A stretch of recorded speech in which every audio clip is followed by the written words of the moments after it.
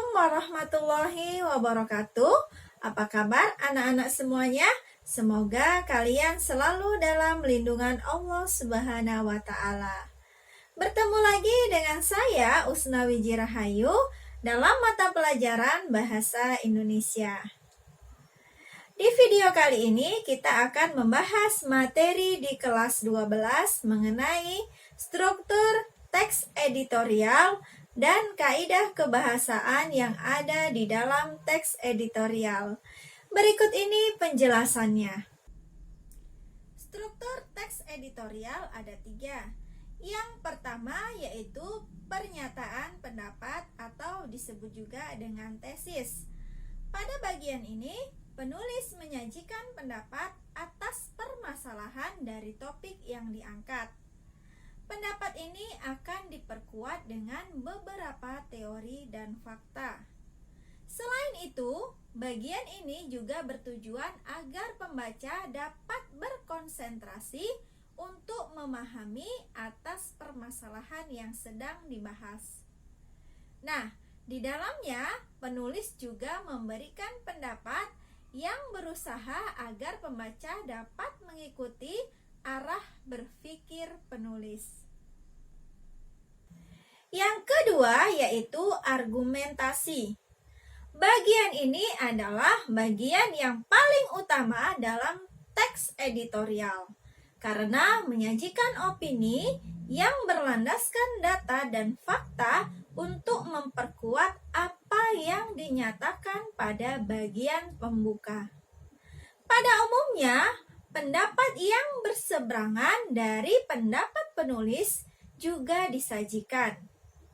Hal ini bertujuan agar dapat dibandingkan dan dikritisi sehingga pembaca akan menaruh keyakinan terhadap pendapat penulis. Selain itu, bagian ini juga memaparkan pendapat para ahli ataupun hasil penelitian dari berbagai macam sumber yang bertujuan untuk memperkuat argumen penulis. Dan yang ketiga yaitu penegasan ulang pendapat atau reiterasi. Bagian ini berisi pendapat yang ditegaskan kembali dengan didorong oleh fakta yang telah disampaikan pada bagian argumentasi. Penegasan ulang pendapat terdapat pada bagian akhir dari teks editorial. Kaidah kebahasaan dalam teks editorial. Kaidah kebahasaan teks editorial terdiri dari 5 unsur. Yang pertama yaitu adverbia.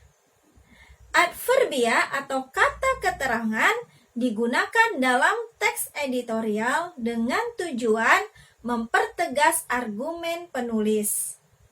Adverbia yang digunakan pada umumnya berupa adverbia kuantitatif.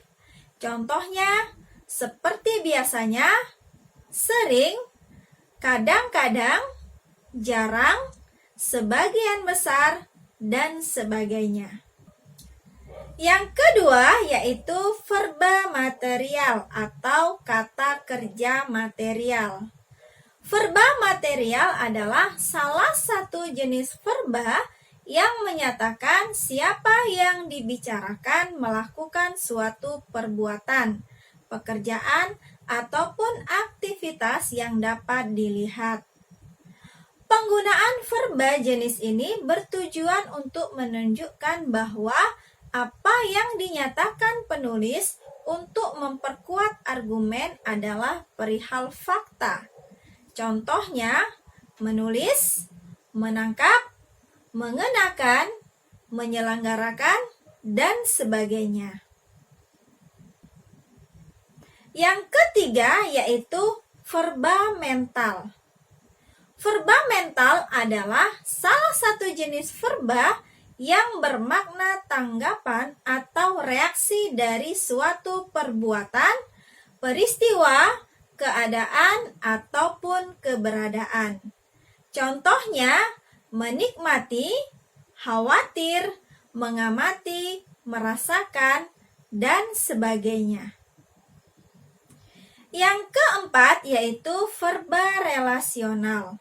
Verba ini berfungsi untuk menghubungkan antara subjek dengan pelengkap. Dengan begitu, struktur kalimatnya adalah subjek plus verba relasional. Misalnya, virus corona merupakan virus yang mematikan. Kata merupakan menjadi verba penghubung antara subjek yaitu virus corona dan pelengkap yaitu virus yang mematikan.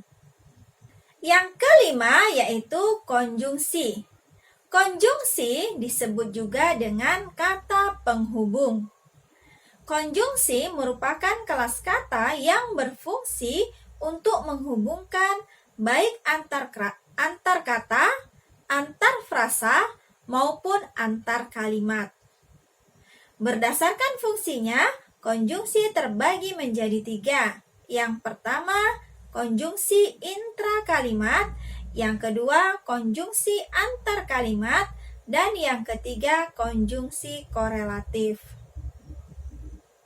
Konjungsi intrakalimat contohnya sedangkan, tetapi, dan melainkan.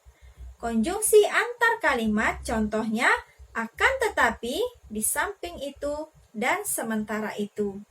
Konjungsi korelatif contohnya tidak hanya berpasangan dengan tetapi juga, bukan berpasangan dengan melainkan, mulai dari berpasangan dengan hingga, dan sebagainya. Nah, itulah tadi penjelasan mengenai struktur teks editorial dan kaidah kebahasaan yang ada di dalam teks editorial. Mudah-mudahan membantu kalian dalam memahami setiap materi pembelajaran. Terima kasih telah menyaksikan video ini. Wassalamualaikum warahmatullahi wabarakatuh.